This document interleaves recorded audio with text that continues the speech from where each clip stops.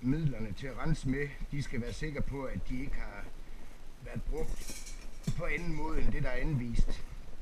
Det gør man af den årsag, at hvis nu man vælger at sige, jamen mine flasker, de ser sgu ikke så rusten ud, så jeg vælger bare at starte på rensningen med det samme, i stedet for at få dem skyllet, så risikerer man, at man har olie og saltrester, og hvad ellers der kan være rester i sådan noget stål der. Det blander man så med de andre sandarter og rustgranulater, vi bruger. Og det gør så, at de næste, der bruger flaskerne, eller renser flaskerne, de risikerer at få snavs med i deres flasker, som de så har stået og brugt rigtig lang tid på at rense, og det vil være lidt uheldigt. Så derfor så er det helt uacceptabelt i klubbens brug af flaskerenseren. Så hvis man har ønsker om at gøre det på en anden måde, så må man jo bruge sit eget udstyr.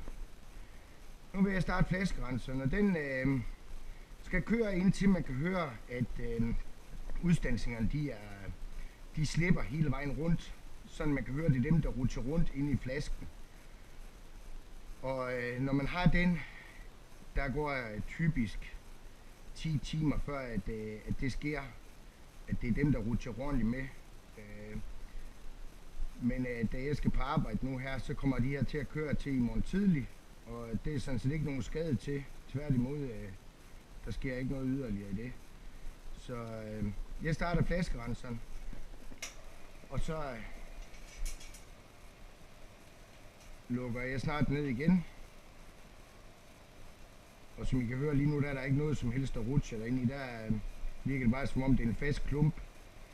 Det er på grund af nyrusten, den holder på det, og det er først når nyrusten den er slebet lidt af, at man vil have den rotationseffekt med sand og stål ind i. Men jeg stopper nu og lader det her stå og passe sig selv indtil i morgen tidlig.